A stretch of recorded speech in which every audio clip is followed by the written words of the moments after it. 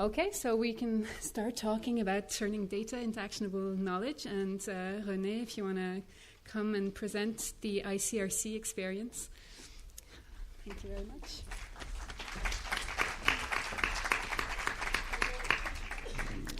Merci beaucoup Maëve, merci beaucoup à GeOnG pour cette nouvelle conférence. C'est vraiment quand je vois les visages là, je vois c'est une communauté très jeune, très dynamique, et je me rends compte aussi que voilà, ça fait quelques années que je suis là-dedans, puis je me rends compte aussi en voulant lire le programme, je vois que j'arrive pas à lire, quoi, donc c'est peut-être, je vois que je prends de l'âge. Okay, so I'll switch to English. So I'll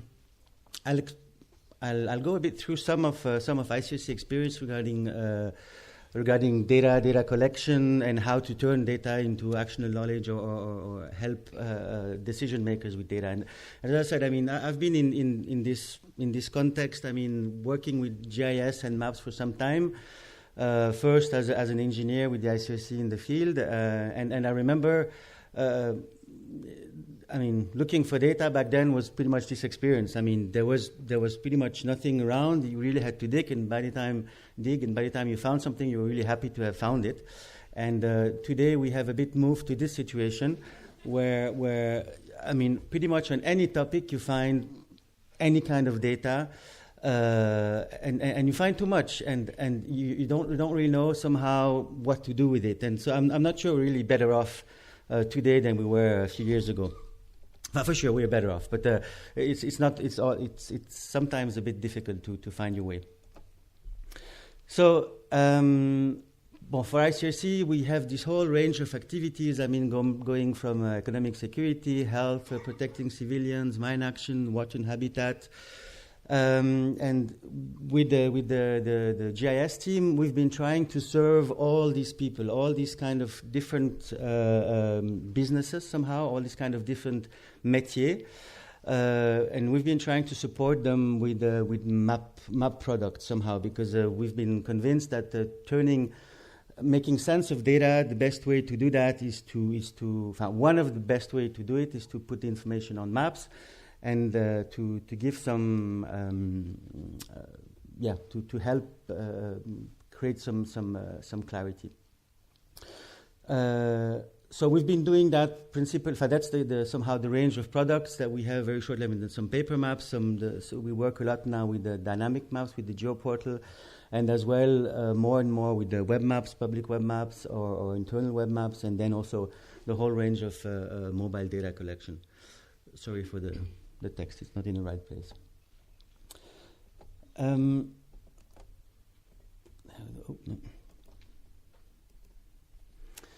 So I will start with a very quick, very practical example of some of the data that was used. That's already some years ago, back when I was in Eritrea.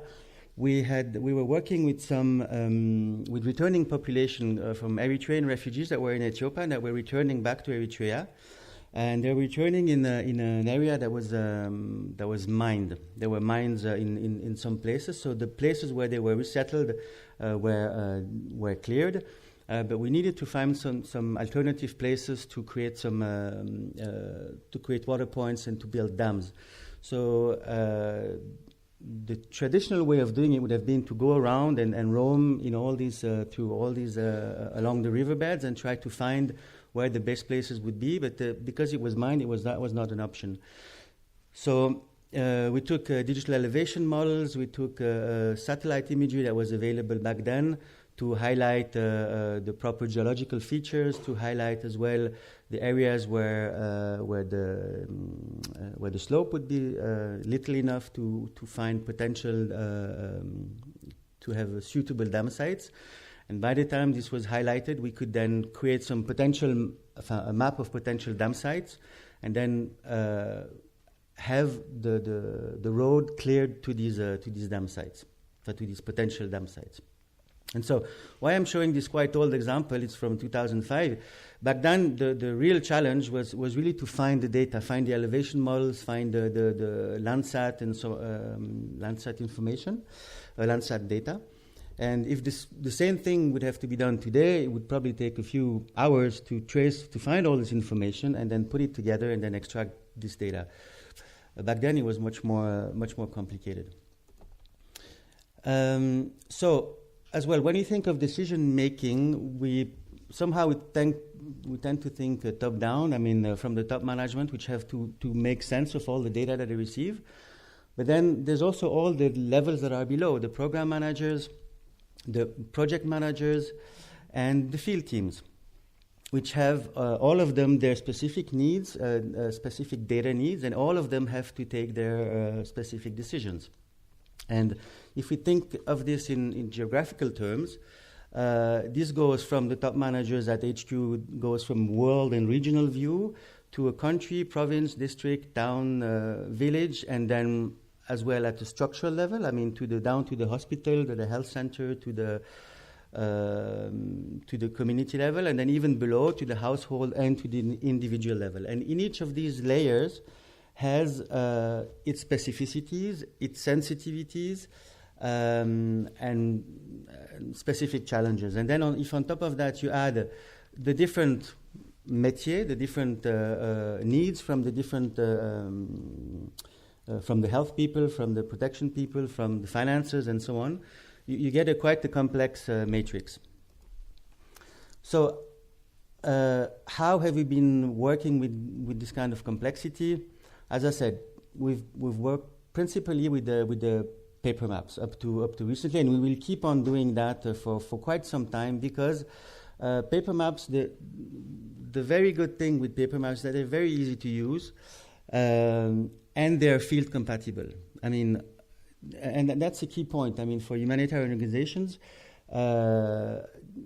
paper, I think, will never be replaced, because people in the field, they just, especially during emergencies, even if you have complex, if you have very advanced geoportal, very advanced tools available to them, they just don't have the time to consult them.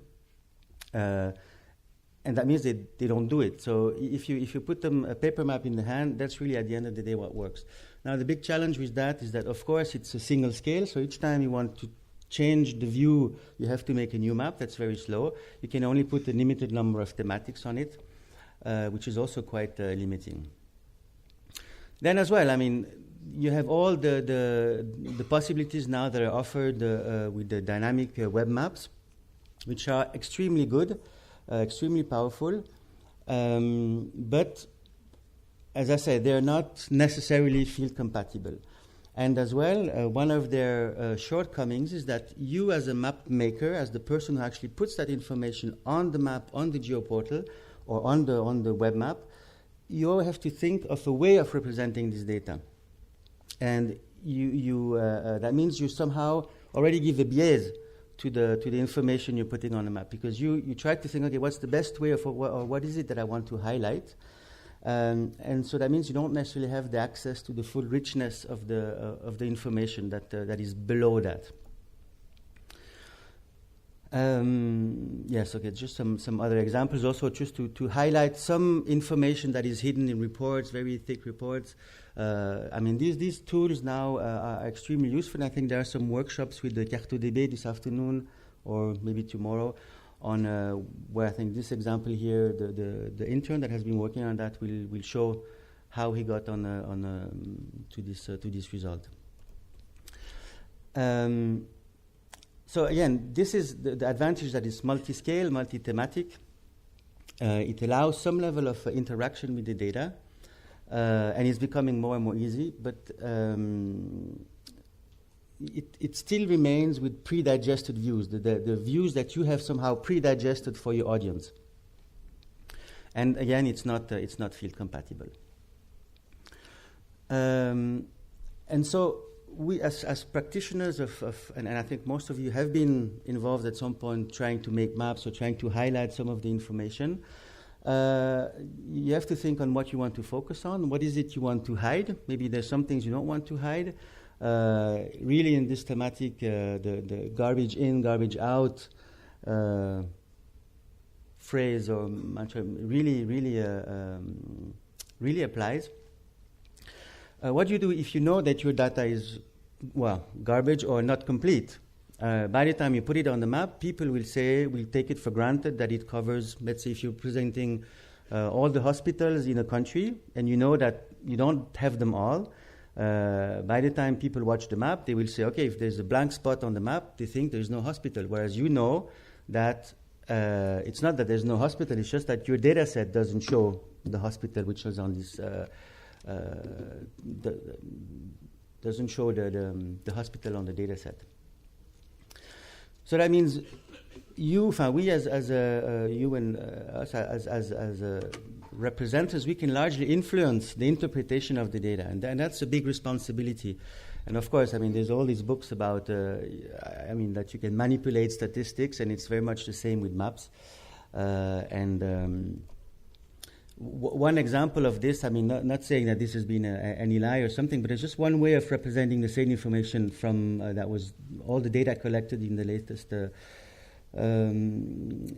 during the summer over Gaza by UNOSAT, and this data was then shared publicly, and it was then taken again by, of course, by activists from different sides, and then using the same data and representing it like that directly on Google Maps, I think, with some same size dots. It really seems that all of Gaza has been reduced to nothing, which is okay. But then using exactly the same data and then going to the rest and then using techniques of heat maps and so on, you can show a much more restrained view of the same truth. It's just the truth behind is exactly the same, the data behind is exactly the same, but the way you represent it has a major impact on the way people will understand it. So we have a big responsibility in that. So maybe one way forward to avoid this kind of bias and to empower the end user with the data is to go towards this, the dashboards where you have all this drill down capacity, which then allows to the end user to have a different view at the same data, different angles at the same data, and then interpret for himself all this information. Which I think is really the way forward. And okay, that's probably not, again, applicable for the field, because in the field you might, even if it's sometimes working offline, it's just, I would say, just too complicated, you just have too many things that need to work properly to have this information available like that in the field. But at least there's a lot of preliminary work that can be done by the